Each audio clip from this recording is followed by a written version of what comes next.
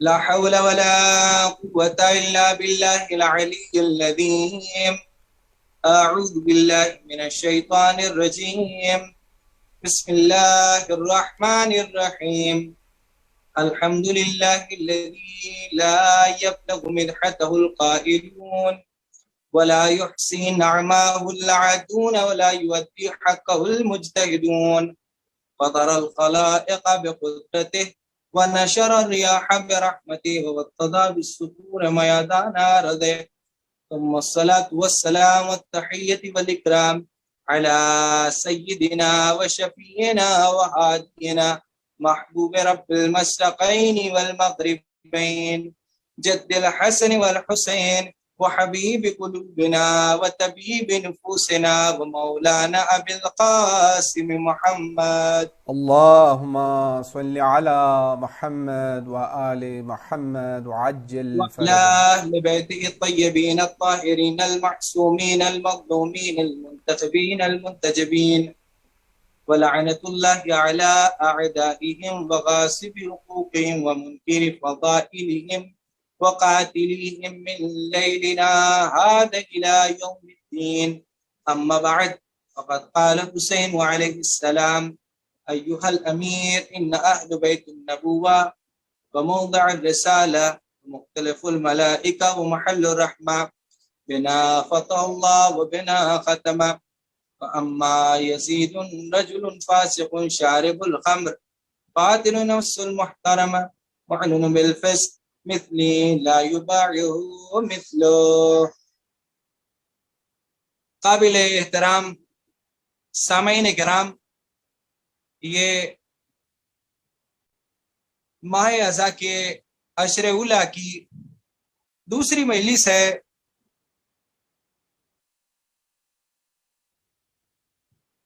کل امام عالی مقام علیہ الصلوۃ والسلام کے خطبے کا ترجمہ کیا تھا اور اس سے متعلق چند باتیں آپ حضرات کی خدمت میں عرض کی تھی. انشاءاللہ ابتدا اسی کلام نورانی کے ترجمے سے کروں گا اور آج بھی اس خطبے کے ذیل میں چند باتیں آپ حضرات کی خدمت میں عرض کرنی ہیں. جیسے کہ میں نے آپ کی خدمت میں عرض کیا کہ کربلا اگر اس کو صرف بیعت یزید یعنی یزید کی طرف سے بیعت کے مطالبے سے ہی اگر اسے سمجھنے کی کوشش کی جائے تو کربلا سمجھ میں نہیں آئے گی. اور عموماً ہوتا بھی یہ ہے کہ جب بھی کبھی کربلا کا ذکر آتا ہے تو وہی ہم سٹارٹ کہاں سے کرتے ہیں کہ یزید نے امام سے بیعت کا مطالبہ کیا اور اس کے بعد حضرت نے جو ہے وہ مدینہ چھوڑ دیا. ایک تعداد ایسی ہے کہ جسے یہ نہیں پتا، وہ یہ سوچتی ہے کہ ڈائریکٹ امام مدینہ سے کربلا آ گئے، بلکہ ایسا نہیں ہے.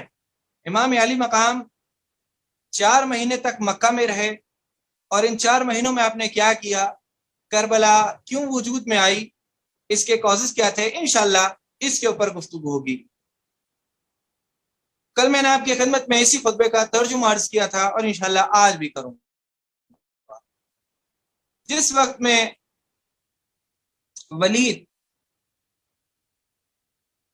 جو کہ ابو سفیان کا گرینڈ سن تھا اور معاویہ کا جو تھا وہ یزید کا کزن تھا، تو ولید بن عقبہ بن ابی سفیان اس نے امام حسین علیہ السلام سے یزید کی بیعت دینی چاہی.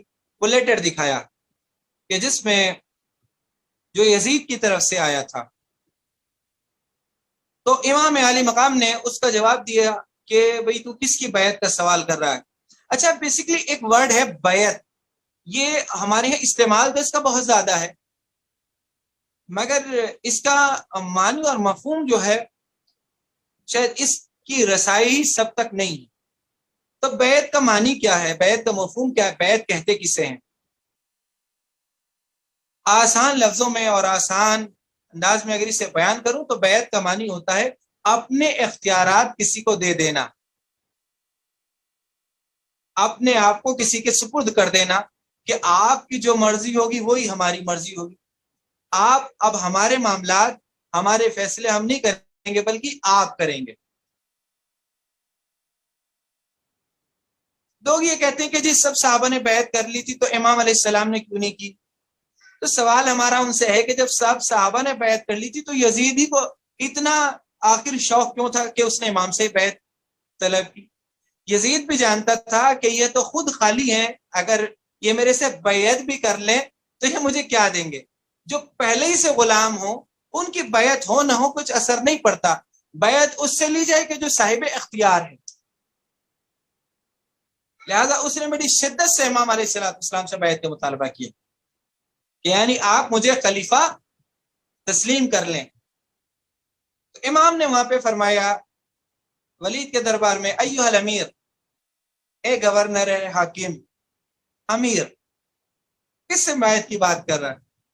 نحن اہل بیت النبوہ، ہم نبوت و کہ اہل بیت ہیں، یعنی ایک نبی کی بات نہیں ہو رہی یہاں پہ، نبوت و کہ اہل بیت ہیں۔ اہل بیت کسے کہا کرتے ہیں؟ جو قربت والا ہوا کرتا ہے، جو قریب ہوا کرتا ہے، جو صبح و شام ساتھ میں رہنے والا ہوتا ہے، صبح و شام دیکھنے والا ہوتا ہے، مزاج سے آگاہ ہوا کرتا ہے۔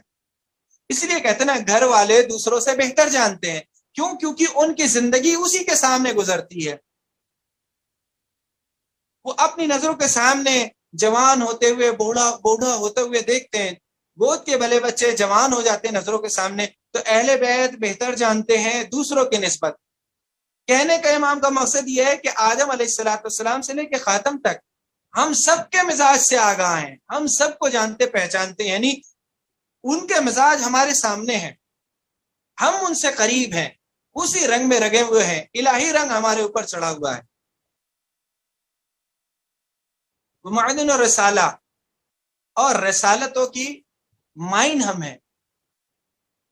ایسا ہوتا ہے نا گولڈ کی مائن ہے، سلور کی مائن ہے، اسی طریقے سے نبوتوں کی، یہ نہیں کہا کہ صرف نبی، یعنی نبوت جو ایک منصب الہی ہے وہ ہمارے دم سے ملتا ہے جس کو بھی ملتا ہے۔ اور یہ میں کوئی مبالغہ نہیں کر رہا، یہ کوئی ایسی بات نہیں کہ جو ہوا میں، آپ قرآن کی آیات کو اٹھا کے دیکھیں، اللہ سبحانہ تعالیٰ کیا کرے، انی جاعل فی الارض خلیفہ، میں زمین پہ اپنا خلیفہ بناؤں گا۔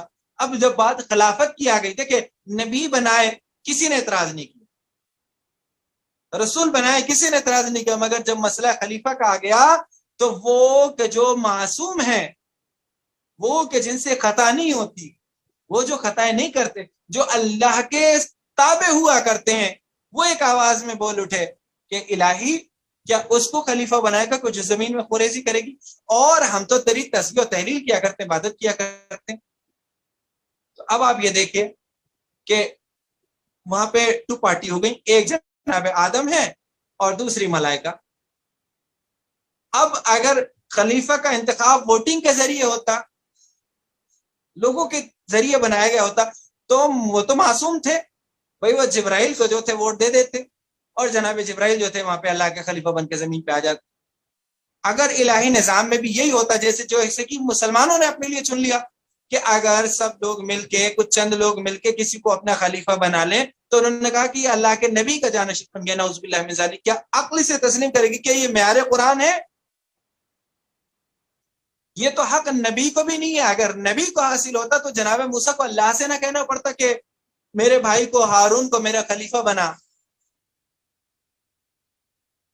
تو یہ حق نبی کو بھی حاصل نہیں، یہ منصب الہی ہے، اللہ کی طرف سے ملنے والا منصب ہے، لہذا اللہ نے اسے اپنے لیے رکھا کہ ہم منائیں گے، کسی کو اس کا اختیار نہیں دیا۔ وہاں ملائکہ نے بھی جب یہ بات کی تو کہا اچھا میدان میں آ جاؤ، یہ اس کی رحمت ہے کہ اس نے چاہتا تو وہ اسی وقت ملائکہ کو کہہ دیتا، ان کو ان کی اوقات بتا دیتا کہ وہ کس جگہ پہ کھڑے ہیں، مگر اللہ سبحانہ تعالیٰ نے کہا نہیں، جوہر تو کھلے، پتہ تو چلے کہ کون کتنے پانی میں ہے۔ جناب آدم بھی ہیں، ادھر ملائکہ بھی ہیں، کتنے ملائکہ ہیں، ان کی تعداد کتنی ہے اللہ جانتا ہے۔ ایک ملک کا ذکر نہیں ہو رہا تھا، ملائکہ نے اللہ سے بات کہی، اللہ نے یہ بھی نہیں کہا کہ وہ تھوڑے سے جنت والے ملائکہ تھے، عرش کو اٹھانے والے تھے، کون سے، بلکہ یہ عمومی ملائکہ، سب کے سب ملائکہ، وہ کروڑوں اربوں خربوں کی تعداد میں، کس کے مقابلے میں؟ جناب آدم کے۔ یہاں پہ اب ووٹنگ نہیں ہو رہی، بلکہ یہاں پہ الہی نظام ہے۔ تو کون سا نظام ہے؟ وہ نظام ہے علم کے ذریعے۔ جناب آدم کو بھی جو ہے پوچھا کہ آپ سے بھی سوال کیا گیا اور ملائکہ سے بھی سوال کیا گیا، ملائکہ نے وہاں پہ ہتھیار ڈال دیے، بس ہمیں تو اتنا ہی پتا جتنا تو نے بتا دیا۔ جناب آدم علیہ السلام نے جواب دیے۔ اب یہ ہاؤلا اسما کون تھے، وہ کن کے نام تھے؟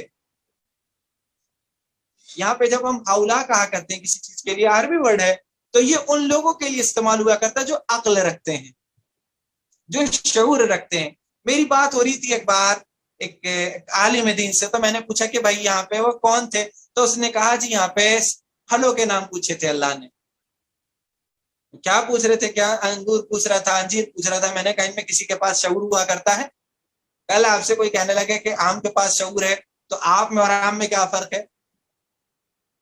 وہ شرما آگے کہا آپ عربی زبان سے آ گئے ہیں، کیا اللہ کو نعوذ باللہ الفاظ کا انتخاب نہیں آتا؟ نعوذ باللہ من ذالک۔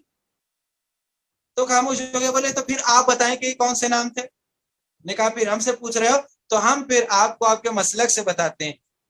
اہل سنت میں ایک بہت اوتھینٹک تفسیر ہے، ایک امام ہے جلال الدین سویتی، 910 ہجری میں ان کی وفات ہے، ان کی کتاب ہے الدر المنثور۔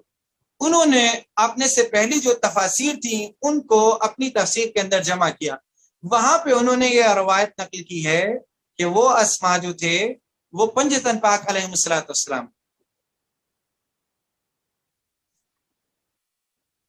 تو اب آپ یہ دیکھیں کہ جن کے طفیل میں جناب آدم کی دعا قبول کی اللہ سبحانہ وتعالیٰ نے، وہ اسما کس کے ہیں؟ پنجتن پاک علیہ السلام کے ہیں۔ تو جو امام نے فرمایا تھا معدن الرسالہ، رسالتیں ہمارے ہی دم سے ملتی ہیں، تو جناب آدم کو رسالت ان کے ذریعے ملی ہے۔ اور دوسری جگہ پہ اور واضح کر دوں، حاکم نیسابوری نے اور ثعلبی نے اپنی تفسیر میں اس کا ذکر کیا ہے، نبی صلی اللہ علیہ وآلہ وسلم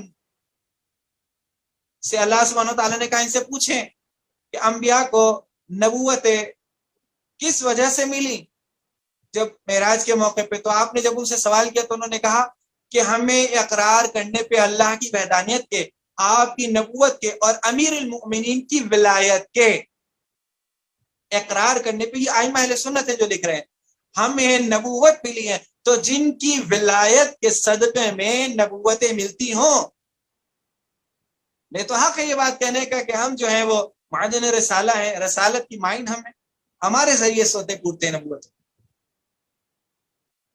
میں اپنے مقصد سے دور چلا جاؤں گا اگر میں ایک ایک لفظ کا ترجمہ کروں گا، انشاءاللہ اس کی تشریح کروں گا، اور آنے والی مجالس میں انشاءاللہ آپ کی خدمت میں لفظ بلفظ انشاءاللہ ترجمہ بھی ہوگا اور اس کی تفسیر بھی کرتا رہوں گا، انشاءاللہ تشریح کرتا رہوں گا۔ بس میں جلدی جلدی انشاءاللہ ترجمہ کرتا ہوں اس کا۔ تو پھر فرمایا محل رحمہ، اور ہم ہی مقام رحمت ہیں، وہ مختلف الملائکہ، اور ملائکہ کا آنا جانا ہمارے یہاں لگا رہتا ہے، بنا فتح اللہ، اور ہمارے ہی دم سے، ہمارے ہی وجود کی برکت سے اللہ نے کائنات کا آغاز کیا،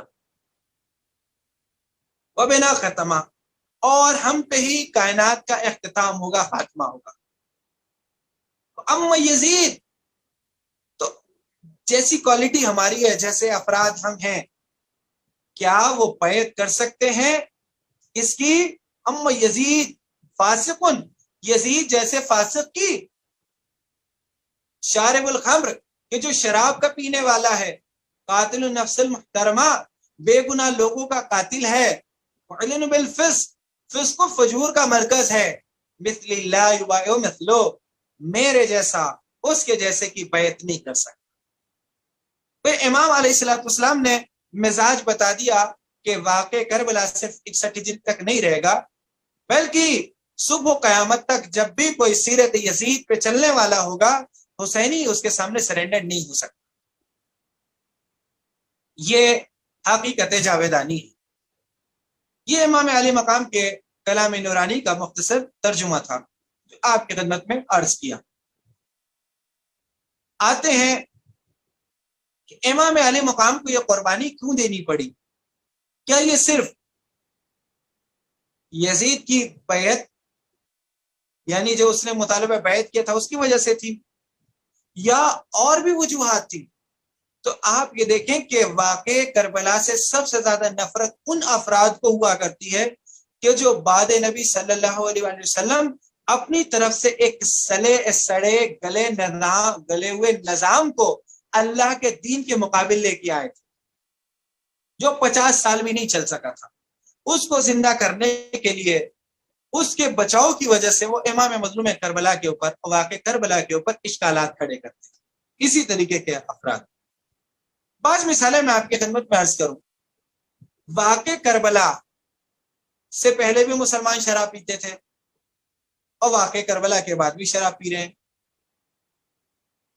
واقع کربلا سے پہلے بھی لوگ نماز قضا کرتے تھے اور واقع کربلا کے بعد بھی نماز قضا ہو رہی ہیں۔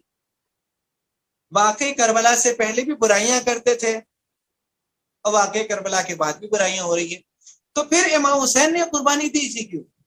فائدہ کیا ہوا امت کو؟ کیا اس سے صرف یہ کہ اپنی جان دے دی؟ کیا صرف اپنی جان دے دینا عقل مندی کی علامت ہو سکتا ہے؟ تو کیا نعوذ باللہ ہمیں تسلیم کر لیں کہ امام کی شہادت رائے گاہ چلی گئی؟ نعوذ باللہ من ذالک، اس کے کچھ نتائج نہیں آئے؟ اگر کوئی یہ تصور رکھتا ہے تو وہ نہایت ہی گمراہ انسان۔ یقیناً مسلمان پہلے بھی شراب پیتے تھے اور واقع کربلا کے بعد بھی شراب پی، مگر جب وہ شراب پیتے تھے تو اسے حلال سمجھ کے پیتے تھے، اس لیے کہ خلیفہ پی رہا ہے۔ واقع کربلا کے بعد انسان شراب تو پیے گا مگر اس کا ضمیر اسے ملامت کرے گا کہ تو کر رہا ہے یہ اللہ کے دین کے خلاف کام انجام دے رہا ہے۔ یعنی ضمیر کی بیداری یہ واقع کربلا کی وجہ سے۔ میں چند مثالیں آپ کی خدمت میں عرض کروں۔ آپ دیکھیں کہ امت کے ساتھ کیا ہوا۔ واقع کربلا سے پہلے جو خلیفہ ہوا کرتا تھا، جو پیشوا ہوا کرتا تھا، لوگ اسے معصوم سمجھنے لگے، اس کو عصمت دے دی گئی۔ اور کسی کتاب کی بات نہیں کر رہا، 2 اوتھینٹک کتاب ہے، بخاری اور مسلم سے چند روایت آپ کی خدمت میں عرض کروں گا۔ اندازہ لگائیں کہ کیا ہوا امت کے ساتھ، کتنا بڑا مذاق کیا گیا شریعت کے ساتھ۔ اللہ کے نبی فرما رہے ہیں کہ لاؤ مجھے قلم و دعوات دے دو تاکہ میں تمہارے لیے ایسی چیز لکھ دوں لن تضلوا بعدی ابدا، کہ تم میرے بعد کبھی گمراہ نہ ہو۔ اور کچھ بدبخت ان کے مقابلے آنے کے بعد ان کی بات کو رد کرتے ہیں اور کہتے ہیں کہ ہمارے لیے اللہ کی کتاب کافی ہے، آپ کی روایت کی ضرورت نہیں ہے۔ مگر امت کی بدبختی ہے کہ وہ ایسے لوگوں کی توجیہ کرنے پہ لگی کہ آج انہیں بچانے کی کوشش کر رہی ہے، ان کو چھڑانے کی کوشش کر رہی ہے۔ کس کے مقابل؟ اللہ کے نبی کے مقابل جو کھڑے ہو گئے۔ اب اس کے بعد میں یہی ہوا کہ جنہوں نے حق کو چھوڑ دیا، اس کو چھوڑ دیا کہ جو اللہ کا نمائندہ تھا، تو پھر یہ صورت ان کے سامنے پیش آئی کہ انہوں نے خلفاء کو اور اپنے ائمہ جور کو عصمت دے دی۔ ان کے عمل کو قرآن و سنت کے مقابل بھی اگر ان کا کوئی عمل آ گیا تو انہوں نے اسے قبول کیا۔ میں 2-3 مثالیں آپ کی خدمت میں عرض کروں گا، سمجھے کہ شریعت کے ساتھ کیا وہ بخاری سے مسلم سے آپ کے لیے کچھ مثالیں پیش کرتا ہوں۔ آپ یہ دیکھیں، تیمم اس کا حکم قرآن میں بھی 2 بار آیا اور احادیث میں بھی ہے۔ آج اگر 15-16 سال کے بچے سے جس کا تعلق مذہب سے ہے، جو تھوڑا بہت مذہب کے بارے میں جانتا ہے، اس سے پوچھیں کہ میں وضو نہیں کر سکتا، میرے پاس یہ پانی نہیں ہے یا میری طبیعت خراب ہے، تو ایسی کنڈیشن میں کیا کروں گا؟ تو وہ بے ساختہ کہے گا کہ اس کنڈیشن میں آپ جو ہے تیمم کریں گے۔ مگر افسوس کی بات کہ یہ سوال جب مسلمانوں کے خلیفہ سے کیا گیا اور بھرے دربار میں سوال کیا گیا، دوسری خلافت کا دور ہے، کہا گیا کہ کیا اگر پانی نہ پاؤں تو کیا کروں؟ تو ادھر سے فتوایا کہ نماز نہیں پڑھنی، نماز ترک کر دینی ہے۔ اللہ اکبر، جو دین کا ستون ہے، قبل ما سوا وَإِذَا رُدَّتْ رُدَّ مَا سِوَا، اگر یہ قبول ہو گئی تو تمام اعمال قبول ہو گئے، اور یہ اگر یہ رد کر دی گئی تو تمام اعمال جو ہے وہ رد ہو گئے۔ اللہ اکبر، جو دین کا ستون ہے، جو مومن کے دل کا قرار ہے، اس کے لیے فتویٰ دے دیا گیا کہ نماز ترک کر دو، چھوڑ دو۔ کسی نے جرأت نہیں دکھائی کہ کھڑے ہو کے یہ کہتا کہ تم اللہ کی کتاب کو رد کر رہے ہو۔ صحابہ بیٹھے ہوئے ہیں نا، تابعین ہیں، ایک کو کوئی تو کھڑا ہو کے یہ کہتا کہ تم یہ کیا فتویٰ دے رہے ہو کہ اللہ کی کتاب چھوڑ دی گئی؟ کیا اللہ کے نبی کی سیرت بدل دی گئی؟ کوئی نہیں بولتا۔ صرف ایک ہے علی کا چاہنے والا، جسے عمار ابن یاسر کہتے ہیں علیہما رحمہ۔ شیعت کی تاریخ قربانیوں سے بھری ہوئی ہے۔ اسلام کی سب سے پہلی شہید خاتون یہ جناب عمار کی والدہ ہیں سمیہ بنت خیاط، کہ جو راہ اسلام کی شہیدہ ہیں سلام اللہ علیہ۔ اللہ نے ان کے درجات بلند کیے۔ مکہ مکرمہ میں بہت ہی وحشتناک طریقے سے آپ کو شہید کیا گیا تھا۔ جناب یاسر بھی اللہ کی راہ میں شہادت پائے ہیں۔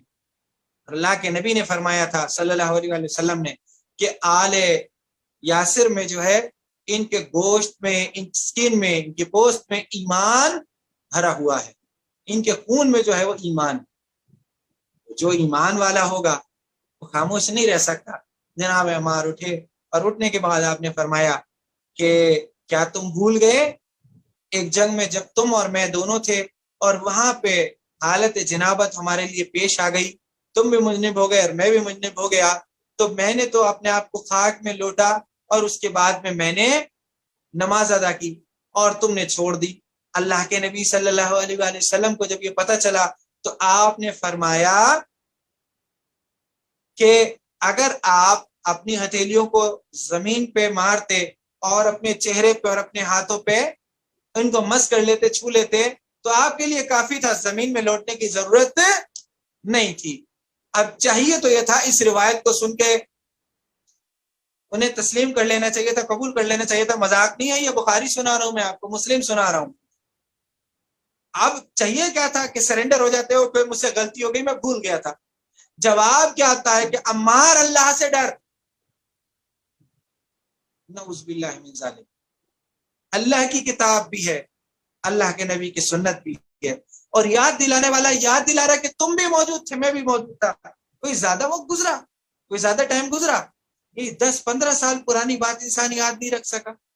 آپ کیسے اس انسان سے دین لے سکتے ہیں کہ جو اپنے ساتھ ہوا واقعہ بھول جائے، جو اللہ کی کتاب کی آیات کو یاد نہ رکھے؟ کیا اس کو یہ حق ہے کہ وہ دینی مسائل بیان کرے، یا اس کو یہ حق ہے کہ مسلمانوں کی قیادت کرے؟ مگر افسوس، اچھا ستم بالائے ستم، یہ مسئلہ تو یہاں پہ ہو گیا۔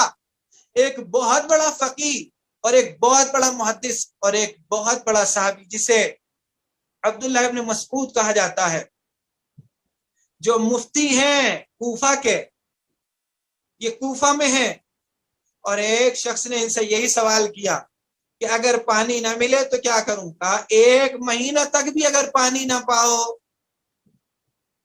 تو اگر پانی تمہارے لیے نہ ہو تو تم نماز چھوڑ دو گے، تیمم نہیں کرو گے۔ غالباً اگر میرا ہاتھ سے ساتھ دے رہے تو مغیرہ نے کہا مگر کیا تمہیں عمار کی روایت یاد نہیں ہے؟ تو جھٹ عبداللہ نے کہا کہ مگر تمہیں خلیفہ کا عمل یاد نہیں ہے کہ کیا اس نے عمار کی روایت کو قبول کیا تھا؟ اللہ اکبر۔ عمار اللہ کے نبی کی روایت سنا رہے تھے کہ انہوں نے مجھے حکم دیا تھا، اور یہ کہہ رہا ہے کہ کیا خلیفہ نے اس کو قبول کیا تھا؟ آپ دیکھیں کہ صورتحال کہاں پہنچ چکی تھی۔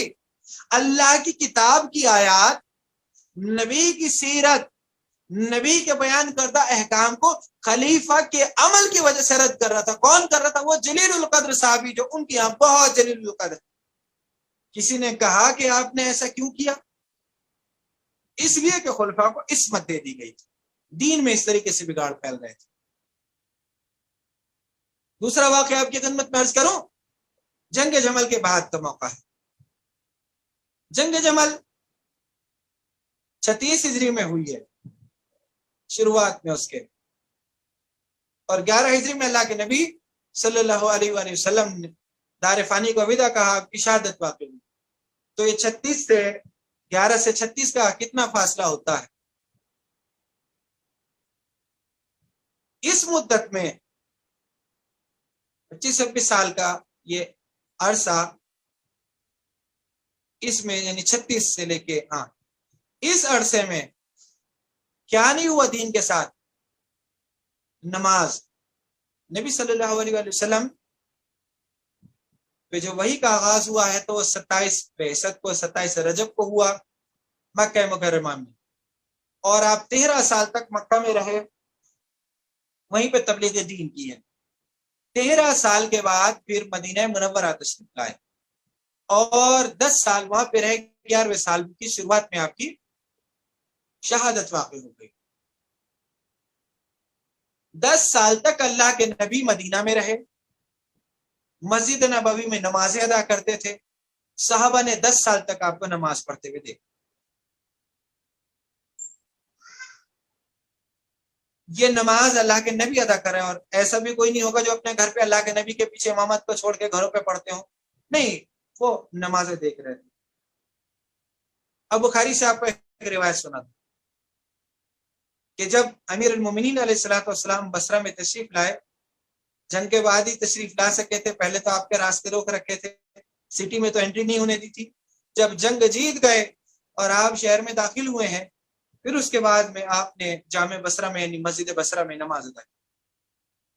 سینکڑوں کی تعداد میں صحابہ تابعین نے آپ کے ساتھ نماز ادا کی۔ جب جناب امیر نماز پڑھا چکے، سین نام کا ایک صحابی اور کچھ افراد بڑے، اور انہوں نے کہا اللہ کی قسم اس نے ہمیں نبی کی نماز یاد دلا دی۔ افسوس کی بات ہے کہ وہ عمل کے جو اللہ کے نبی روز کیا کرتے تھے، امت نے اسے بھلا دیا تھا، امت نے اس کو بھلا دیا، قابل افسوس تھا۔ آپ یہ دیکھیں کہ اتنے کم عرصے میں کس طریقے سے شریعت کو بدل دیا گیا۔ مذہب کے ساتھ کیا ہوا، شریعت کے ساتھ کیا ہوا، دین کے ساتھ کیا ہوا، مگر خلفاء نے نماز کو بدل دی، اور کسی ایک میں جرأت نہ ہوئی کہ وہ کھڑے ہو کے یہ کہتا کہ تم نے کیا کیا، تم نے اس میں تبدیلی کیوں لا دی۔ کہ بخاری سے کوئی پوچھے، مجھ سے نہ پوچھے کہ وہ تبدیلیاں کیا آئی تھی۔ وہ تبدیلیاں کیا تھی؟ وہ تبدیلیاں یہ تھی کہ صحابی نماز بھول گیا اور وہ کہہ رہا کہ اللہ کی قسم آج تم نے اللہ کے نبی کی نماز یاد دلا دی۔ تو گویا خود صحابی نے اس بات کا اقرار کر لیا کہ اب جتنی نمازیں مسجد نبوی میں ہو رہی تھی، اس سے پہلے وہ نماز اللہ کے نبی کے طریقے پہ نہیں تھی۔ ہم رو رہے ہیں عیسائیوں کو کہ انہوں نے انجیل بدل دی، ہم رو رہے ہیں یہودیوں کو کہ انہوں نے توریت بدل دی، یہاں اللہ کے نبی کے دین کو بدلنے کی، شریعت کو بدلنے کی کوشش کی جا رہی تھی۔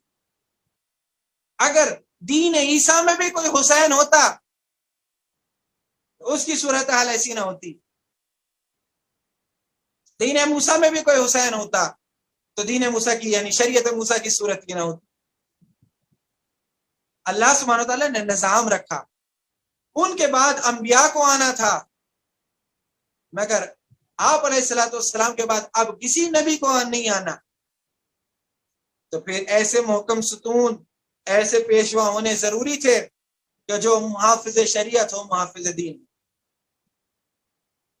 تو خلفاء کی سیرت کو آپ یہ دیکھیں کہ ممبر سے باضابطہ ایک انسان یہ کہتا ہے کہ اللہ کی کتاب میں متعہ کا ذکر ہے، نبی کی سیرت میں بھی ہے، مگر میں ان دونوں متعہ کو تمہارے لیے حرام کرتا ہوں۔ اور ایک کھڑا ہو کے یہ نہیں کہتا کہ تو کیسے اللہ کی کتاب کو رد کر سکتا ہو، کیسے تو اللہ کے نبی کی سنت کو رد کر سکتا ہے، مگر آپ یہ دیکھیں کہ امت نے تسلیم کیا۔ ایک کوئی کھڑا ہو کے یہ نہیں کہتا، ہاں بعد میں نام لینا گوارا نہیں کرتے، وہ کہتے ہیں کہ اللہ کی کتاب میں بھی آیت ہے اور اللہ کے نبی کی سیرت میں بھی ہم نے عمل بھی کیا، اور کسی ایک انسان نے چاہا اپنی مرضی سے تو اس نے بدل دیا۔ اور بھائی ایک انسان کیوں کرے، نام لو، آؤ اللہ کے دین کی حفاظت کے لیے، مگر کوئی بولنے کو تیار نہیں۔ اللہ کی کتاب کو اس طریقے سے پوچھ ڈالا جا رہا۔ اللہ کہہ رہا ہے کہ عمرے کو حج کے ساتھ اللہ کے لیے جمع کرو، اور آپ مزے کی بات سنیں کہ کفار قریش عمرے کو اور حج کو آپس میں جمع نہیں کرتے تھے، اسے سب سے بڑے گناہوں میں سے ایک گناہ شمار کیا کرتے تھے۔ اور حیرت کی بات یہ ہے کہ اللہ کے نبی نے اس قانون کو توڑا، اور صحابہ اس وقت میں بھی اس قانون کو توڑنے سے راضی نہیں تھے۔ اتنی گندی تعبیر انہوں نے استعمال کی ہے، میں آپ کے سامنے اسے عرض نہیں کر سکتا۔ دیکھ رہا ہوں تو مسلم میں جا کے بخاری میں ان جملوں کو دیکھیں کہ کتنا گندا جملہ انہوں نے استعمال کیا تھا اللہ کے نبی کے، نعوذ باللہ من ذالک۔ کہا کہ ہم اس عالم میں احرام باندھے ہوئے ہوں کہ جب ہم اس کیفیت میں ہوں، نعوذ باللہ من ذالک۔ یہاں تک کہ جب آپ غضب کے عالم میں آئے تو بی بی عائشہ نے کہا اللہ کی لعنت ہے ان پہ کہ جو آپ جس نے آپ کو غضب ناک کیا۔ اتنا غضب تھا اللہ کے نبی کے چہرے پہ، فرما رہے ہیں کہ میں انہیں حکم دیتا ہوں اور یہ میرا حکم نہیں مانتے۔ آخری حج کا موقع تھا یہ اللہ کے نبی کا، یہ نہیں کہ کوئی کہ شروع کا موقع تھا، شروع کی بات تھی، لوگوں کو بیچاروں کو اتنے دین کی سمجھ نہیں تھی. نہیں، یہ وہ تھے کہ جو 23 سال اللہ کے نبی صلی اللہ علیہ وسلم کی جو صحبت پا چکے تھے، ان کے ساتھ بیٹھ چکے تھے. شہادت سے کچھ مہینے پہلے کی تو بات ہی ہے. تو آپ یہ دیکھیں کہ اس کے بعد اللہ کے نبی کو بڑی شدت سے اس قانون کو توڑنا پڑا، اور ادھر اللہ کے نبی کی آنکھ بند ہوئی. آپ نے دار فانی کو چھوڑا، ادھر دوبارہ سے یہی جو تھے وہ احکام زندہ کیے جانے لگے جو دور جاہلیت میں کفار کے تھے.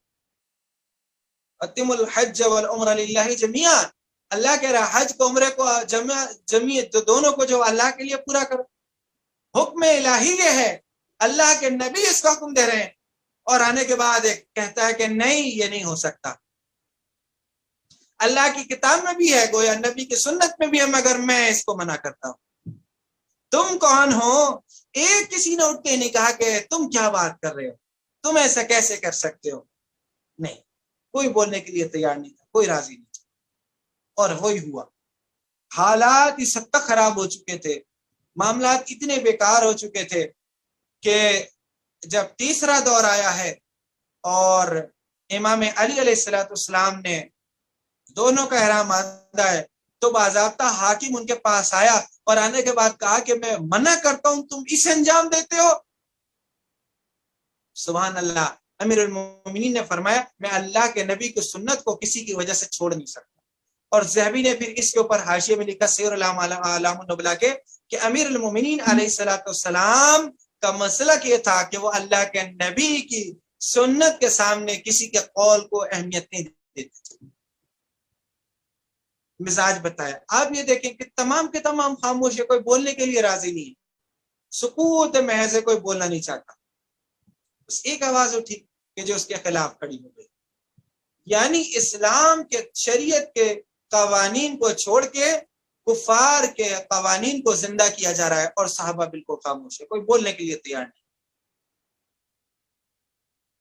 بس کربلا اسی لیے وجود میں آئی تھی کہ اس نے خلیفہ کی عصمت کو تار تار کر دیا کہ اب خلیفہ کا عمل اس کا پرسنل عمل ہو جائے گا، اسے اسلام کا لبادہ نہیں پہچانا جا سکتا، اسے اسلام کا نام نہیں دیا جا سکتا. آپ 61 سے پہلے خلیفہ کی پوزیشن کو دیکھ لیں اور اس 61 کے بعد خلیفہ کی پوزیشن کو دیکھ لیں.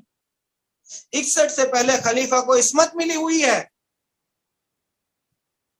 معاویہ جب مدینہ آیا تو اس نے بسم اللہ کو نماز میں نہیں پڑھا. کچھ لوگ بیچارے اللہ والے تھے، انہوں نے کہا کہ معاویہ کیا تو بسم اللہ کھا گیا؟ اس نے اس کا کوئی جواب نہیں دیا. مگر ایک آپ نے کہاوت سنی ہوگی نا، دیگ سے گرم جو ہوتے ہیں وہ چمچے ہوا کرتے. انہوں نے خلیفہ کو خوش کرنے کے لیے، جیسے ہم دیکھتے ہیں کہ سیاسی پارٹی ہوا کرتی ہیں، سیاسی پارٹی میں جو ہوتے ہیں وہ جو نیچے قسم کے جو چھوٹے چھوٹے نیتا ہوا کرتے ہیں وہ زمین آسمان ملانے لگتے ہیں اپنے بزرگوں کو خوش کرنے کے لیے. اور یہ اتنا گندا عمل ہے کہ جس کے لیے امام زین العابدین علیہ السلام نے فرمایا تھا بدترین ہے وہ انسان کے جو اپنے رب کو ناراض کرے لوگوں کی خوشی کے لیے. تو جو لوگوں کو خوش کرنے کے لیے رب کو ناراض کرتا ہے، نہ اسے لوگوں کی خوشنودی ملتی ہے، نہ وہ اللہ اس سے راضی. انہیں کیا اس طریقے کی روایات بھری ہوئی ہیں کتب حدیث میں کہ ادھر سے کوئی عمل ہوتا تھا اور حوالی موالی جو تھے اس کو قبول کیا کرتے تھے، اس کو رد نہیں کیا کرتے تھے. دیکھیں کہ کوئی بولنے کے لیے تیار نہیں، جو جس کا دل چاہ رہا ہے وہ کر رہا ہے، جو حاکم جو جس کا دل چاہ رہا ہے وہ کر رہا ہے. 61 سے پہلے سب کچھ ہوا. معاویہ جب آیا اس نے نماز پڑھائی بغیر بسم اللہ کے، ایک دن نماز پڑھائی. امت آج بھی بغیر بسم اللہ کے نماز پڑھ رہی. کہتے کہ نہ پڑھو بہتر ہے، اگر پڑھنا ہی ہے تو بلند آواز سے نہ پڑھو. کیوں نہ پڑھو؟ کیوں نہ پڑھو؟ کیا ہے ایسا بسم اللہ میں کہ اگر تیز آواز میں پڑھو گے تو کہ اللہ ناراض ہو جائے گا یا رسول اللہ ناراض ہو جائیں گے؟ اللہ کے نام سے ابتدا ہو گئی، مگر اس لیے چونکہ حاکم نے اسے نماز سے نکال دیا تھا لہذا آج تک اس کی پیروی کرنے والے کر رہے ہیں. یہ کب ہے؟ یہ 61 سے پہلے ہے. ادھر واقع کربلا ہوا، ادھر حاکم سے عصمت چھین لی گئی. وہ ایک ملک پہ نہیں، وہ سینٹرل ایشیا سے لے کے اور نارتھ افریقہ کے آخری مرکز تک حکومت کرے، اسے ایک حاکم کہا جائے گا، اس کے عمل کو شریعت نہیں بنایا جائے۔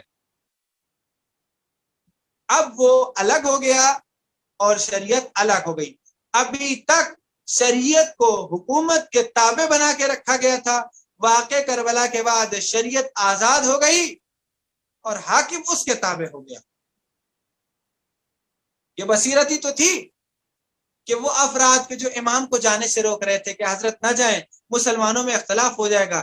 شہادت امام مظلوم کربلا کے بعد وہی اہل مدینہ تھے جو یزید سے بیعت کے خلاف جو تھے وہ جنگ کے اوپر بیعت لے رہے تھے، یہی اہل مدینہ تھے جو ابھی آپ کو جانے سے روک رہے تھے۔ بخاری کو اٹھا کے دیکھیں، عبداللہ بن حنظلہ غسل ملائکہ صحابی ابن صحابی ہیں کہ جو لوگوں سے موت پہ بیعت لے رہے تھے، یا ہم قتل ہو جائیں گے یا یزید کو قتل کر دیں گے، یا ہم فنا ہو جائیں گے یا یزید کے لشکر کو فنا کر دیں گے۔ تو یہ شعور کہاں سے پیدا ہوا؟ یہ واقع کربلا نے نفوس کو زندہ کر دیا کہ ابھی تک جو خلیفہ کے تابع ہوا کرتے تھے، جو اس کو اللہ کا نمائندہ سمجھا کرتے تھے، کیا روایتیں گھڑی گئی خلیفہ کے لیے؟ من آتا امیر فاتانی ومن آتانی فقط آتا اللہ ومن آسا امیر آسانی ومن آسانی فقط آسا اللہ۔ جس نے امیر کی اطاعت کی اس نے میری اطاعت کی، اور جس نے میری اطاعت کی اس نے اللہ کی اطاعت کی، اور جس نے حاکم کی نافرمانی کی اس نے میری نافرمانی کی، اور جس نے میری نافرمانی کی اس نے اللہ کی نافرمانی کی۔ دیکھیں یہ حدیثیں گھڑی گئی ہیں۔ اس وقت کی اور کیا دلیل چاہیے؟ ایک طرف تو کہتے ہیں کہ جی ہم معصوم نہیں مانتے، دوسرے اس طریقے کی روایتیں کر رہے ہیں۔ کیا کہا کہ اللہ کے نبی کی طرف منسوخ کر کے جھوٹ منسوخ کیا گیا کہ اگر وہ تیرا مال بھی چھین لے، تیری پشت کے اوپر کوڑا بھی مارے، جب بھی تجھے حق نہیں ہے کہ تو اس کے خلاف ایک آواز دے۔ پیٹتے رہو اور صبر کرتے رہو، یہ اصول سکھایا جا رہا تھا۔ حاکم کو کچھ نہیں کہہ سکتے، اس کی اطاعت، وہ چاہے ظلم کے ذریعے حکومت پالے، چاہے زور کے ذریعے حکومت پالے، کسی طریقے سے بھی اسے حکومت ملے۔ اب جو وہ بیٹھ گیا تو بس اب اس سے کوئی جہاد نہیں کر سکتا، اس سے کوئی نہیں لڑ سکتا، اس کو کوئی کچھ نہیں کہہ سکتا۔ یہی قانون تھا کہ جس کو کربلا میں توڑا گیا، اور جس کا نتیجہ یہ ہوا کہ یزید ملعون کی 3 سالہ حکومت میں 3 جنگیں ہوئی ہیں۔ ایک امام مظلوم کربلا کی جنگ واقع کربلا، دوسرا اہل مدینہ نے جب یزید کی بیعت توڑی تھی تو اہل مدینہ کی جنگ، اور تیسرا اہل مکہ نے جب یزید لعنت اللہ علیہ کی بیعت توڑ دی تھی تو اہل مکہ سے جنگ، اور اسی دوران یزید ہلاک ہو گیا۔ تو آپ یہ دیکھیں کہ واقع کربلا کے بعد ایک انقلاب برپا ہو گیا۔ اس سے پہلے اگر کوئی خلیفہ کے خلاف کھڑا ہو جاتا تھا تو اسے مرتد کہہ دیا جاتا تھا، دین سے خارج کر دیا جاتا تھا۔ مگر آج واقع کربلا کا اثر یہ ہوا کہ نہ صرف یہ کہ وہ یزید کو کھلم کھلا فاسق و فاجر اور جابر کہا کرتے تھے، بلکہ اس سے جہاد، اس کے خلاف جہاد کے لیے مرنے کے اوپر بیعت لے رہے تھے۔ بس امام عالی مقام نے لوگوں کے مرے ہوئے ضمیر کو زندہ کیا اور حق و باطل میں فاصلہ کیا، اور یہ اتنا آسان نہیں تھا۔ اس کے لیے جو امام کی قربانیاں ہیں، اللہ اکبر اللہ اکبر، کوئی اندازہ لگائے گا؟ بہت سخت منزل ہے، بہت سخت منزل ہے۔ کیسی کیسی قربانیاں امام عالی مقام نے دی ہیں، کیسے کیسے اجگالوں کو اللہ کی راہ میں بھیجا ہے۔ بس عزیزو، یہ ماہ محرم الحرام کی 3 تاریخ آ گئی، دن کتنی تیزی سے گزر گئے، کچھ اندازہ نہیں ہوا۔ پورے سال جن ایام کو یاد کیا جاتا ہے وہ اتنی تیزی سے گزر جاتے ہیں، انسان حسرت میں مبتلا رہتا ہے کہ دل بھر کے رو بھی نہ سکتا۔ امام عالی مقام اپنی منزلوں کو طے کر رہے ہیں، اور یہ منزلوں کو طے کرتے ہوئے ایک منزل پہ امام آئے، اور آنے کے بعد آپ نے فرمایا جوانوں سے کو دیکھو جتنا زیادہ سے زیادہ پانی ہو سکے اپنے ساتھ بھر لو۔ مشکوں کو بھر لیا گیا، اور امام جب اگلی منزل کی طرف چلے ہیں تو آپ کے ساتھ کچھ لوگ تھے جنہوں نے آپ کو کہا مولا مبارک ہم کوفہ پہنچ گئے۔ امام نے جب یہ سنا، امام نے بس اتنا کہا انا للہ و انا الیہ راجعون۔ امام نے پوچھا تمہیں کوفہ کیسے نظر آیا؟ انہوں نے کہا کہ دور سے ہمیں کوفہ کے نخلستان ڈیٹس نظر آ رہے ہیں، درخت نظر آ رہے ہیں، ہم کوفہ کے قریب آ گئے۔ امام خاموش ہو گئے، کہا یہ کوفہ نہیں ہے، ابھی کچھ دور بڑھے تھے، کیا دیکھا کہ جنہیں وہ درخت سمجھ رہے تھے وہ نیزے تھے، پرچم تھے کہ جو فوج مخالف کے پاس تھے۔ 2000 کا لشکر ہے کہ جو امام کی طرف بڑھا چلا آ رہا تھا۔ امام نے جناب عباس سے کہا بھیا کوئی ایسی جگہ تلاش کرے کہ جہاں پہ بیویوں کو اور بچوں کو محفوظ کیا جائے۔ ایک اس طریقے کا ٹیلہ دیکھا گیا، امام نے بیویوں کو اور بچوں کو اس ٹیلے کے پیچھے کیا، اور اس کے بعد امام عالی مقام علیہ الصلوۃ والسلام اپنے جانباز سپاہیوں کے ساتھ کھڑے ہوئے ہیں۔ وہ لشکر قریب آیا، اس عالم آیا کہ زبانیں منہ سے نکلی جاتی تھی۔ امام آگے بڑھے، جوانوں سے کہا کہ انہیں پانی پلا دیں۔ اللہ اکبر اللہ اکبر، اب سب کو پانی پلایا جانے لگا۔ اللہ ہر شفقت امام، کس طریقے سے امام نے پانی پلایا۔ ایک بدبخت ہے کہ جو واقع کربلا کے بعد امام کو یاد کرتا تھا اور یہ کہتا تھا میں وہ دن بھول نہیں سکتا کہ جب میری زبان میرے دہن سے باہر تھی اور ان قریب مجھے یقین تھا کہ میں مر جاؤں گا۔ ناگہاں کہ ہم نے حسین علیہ السلام کے سامنے آ گئے، میرے بدن میں اتنی قدرت نہیں تھی کہ میں خود کوزے سے پانی پی لیتا۔ حسین میرے قریب آئے، اپنے ہاتھوں سے چلو بنایا، میرے ہونٹوں کے دہانے کے پاس، میرے ہونٹوں کے پاس مشک کے دہانے کو رکھ کے اپنے ہاتھ سے پانی پلایا۔ اللہ اللہ، یہ حسین مظلوم ہے۔ اور اس کے بعد امام عالی مقام جب ان کو سیراب کر چکے تو امام چاہتے ہیں کہ اپنے راستے پہ آگے بڑھیں۔ جناب حر میں اتنی جرأت تو نہ ہو سکی کہ امام کو روک سکتے، مگر یہ کیا کہ اپنی سواری کو امام کی سواری کے آگے کر دیا۔ جدھر امام مڑنا چاہتے تھے جناب حر اپنی سواری کو آگے کر دیا کرتے تھے۔ جب ایک بار جناب حر نے دیکھا کہ اب امام کو روکنا مشکل ہے، لرزتے ہوئے کانپتے ہوئے ہاتھ آگے بڑھے اور امام کے گھوڑے کی لگام کو تھام لیا۔ یہ جب دیکھا امام نے فرمایا تیری ماں تیرے غم میں بیٹھے، یہ جملہ سننا تھا۔ جناب حر نے سر کو جھکا لیا اور اس کے بعد کچھ سوچنے لگے۔ اب اس کے بعد جب سر کو اٹھایا، فرزند نبی اگر یہ جملہ آپ کے سوا کسی اور نے کہا ہوتا تو میں پلٹ کے یہی جواب دے دیتا، مگر کیا کہوں کہ آپ کی والدہ شہزادی کونین ہے۔ اللہ اللہ، ماں کے احترام کو جب جناب حر سے مشاہدہ کیا، امام نے اب جناب حر کے ساتھ چلنے کا ارادہ کر لیا۔ اس لیے ارے اہل مدینہ نے جس بی بی کی قدر نہ کی جس کے پہلو کو شکستہ کیا گیا، جس کے محسن کو شہید کر دیا گیا، عالم غربت میں کوئی اس کا اس طریقے سے احترام کرے اور حسین اس کا ساتھ چھوڑ دے۔ ارے حر نے ان کا احترام کیا تھا، امام جناب حر کے ساتھ ہو گئے۔ جناب حر چلتے جاتے ہیں، ایک مقام آیا کہ جہاں پہ نماز ظہر کا وقت ہوا، ادھر مؤذن نے اذان کہی، امام نے کہا تم اپنی صفیں مرتب کرو۔ ہم اپنی صفیں مرتب کرتے ہیں، ہاتھوں کو جوڑ کے عرض کی یا بنا رسول اللہ کہ آپ کے ہوتے ہوئے حر امامت کرے گا؟ نہیں، نماز آپ کے پیچھے ادا ہوگی۔ اللہ اللہ، امام آیا، نماز ادا کی۔ جناب حر کو یہ یقین نہیں تھا کہ اس طریقے کے واقعے بھی پیش آئیں گے۔ جناب حر سے تو یہ کہا گیا تھا کہ بس امام کے راستے کو روک لینا اور جہاں جہاں پہنچو ہمیں اطلاع دینا۔ جناب حر روز کی اطلاع دیا کرتے ہیں۔ یہ کاروان نجف کے قریب آ گیا اور اس کے بعد نجف سے ان کا راستہ موڑ دیا گیا۔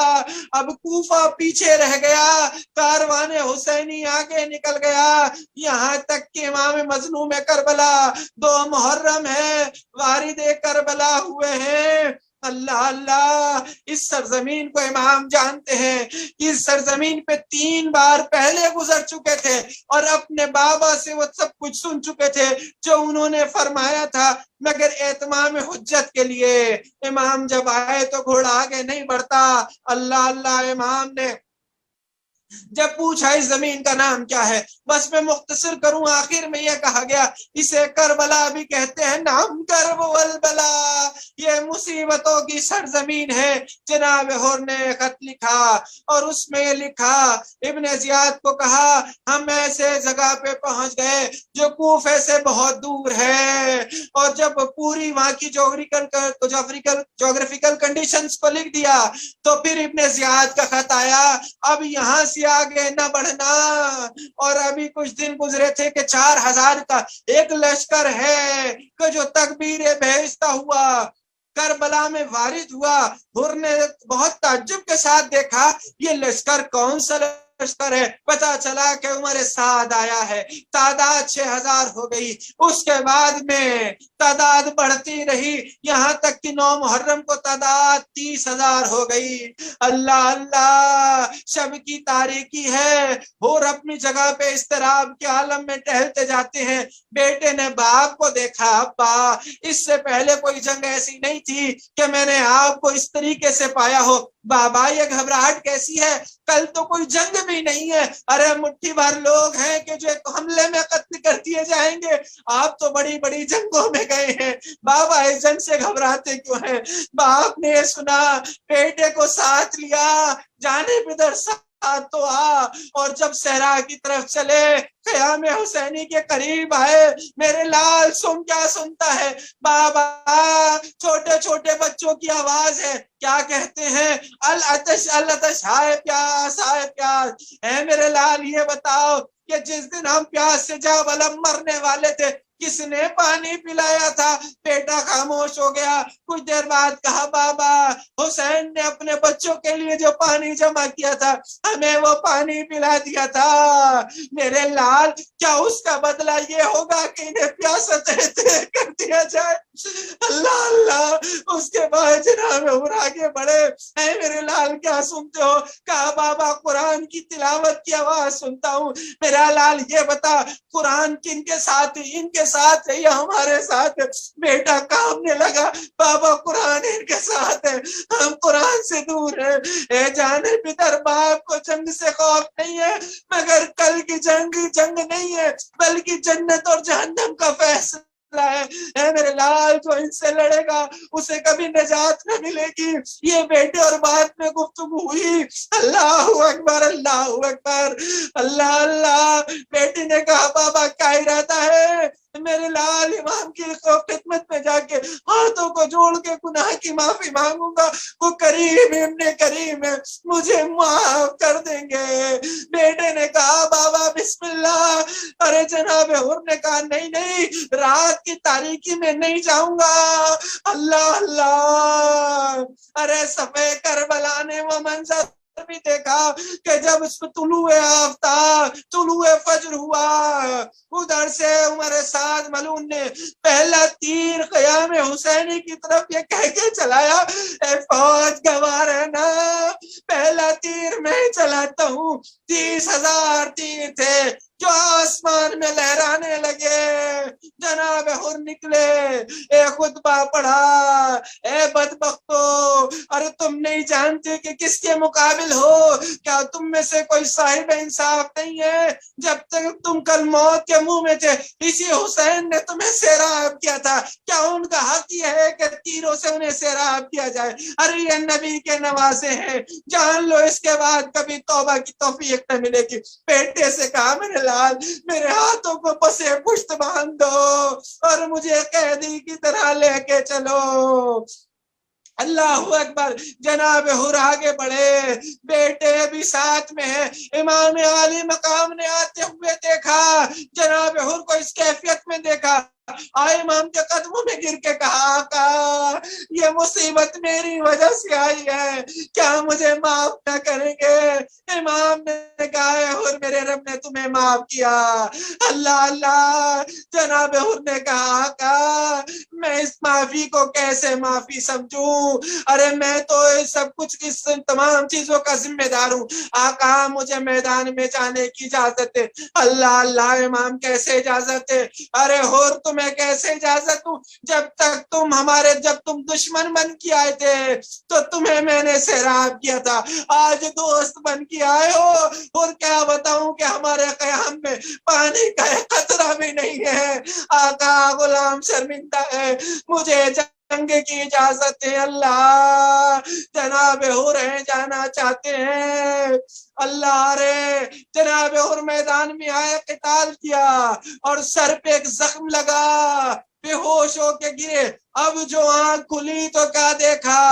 زانوے امام مظلوم کربلا ہے اور جناب حر کا سر ہے۔ شرماتے ہوئے سر ہٹانا چاہا، آقا غلام کا سر آقا کے زانو پہ اچھا نہیں لگتا۔ امام نے اس رومال کو لیا جسے بی بی دو عالم نے اپنے ہاتھوں سے بنا تھا اور میری ماں کا احترام کیا تھا، یہ رومال فاطمہ تمہارے لیے ہے۔ اس زخم کے اوپر رومال کو باندھا، امام نے ایک جملہ کہا، ارے حور جب تم سے ہماری ملاقات ہوئی تھی، امام نے جناب حور سے کہا، حور تمہاری ماں نے کتنا پیارا نام رکھا۔ شاید امام نے اس لیے کہا جب پہلی بار ملاقات ہوئی تھی تو امام نے کہا تھا حور تمہاری ماں تمہارے غم میں بیٹھے، آج حور دنیا سے جاتے ہیں، کہیں حور کے دل میں یہ تکلیف نہ رہ جائے، مگر بی بی دو عالم کا احترام کیا تھا تو امام نے بھی اس کا پاس رکھا۔ اے حور تمہاری ماں نے کتنا پیارا نام رکھا کہ تم یہاں میں بھی سعادت مند ہو اور آخرت میں آزاد ہو۔ سیالم الذین علی لعنت اللہ علی قوم الظالمین۔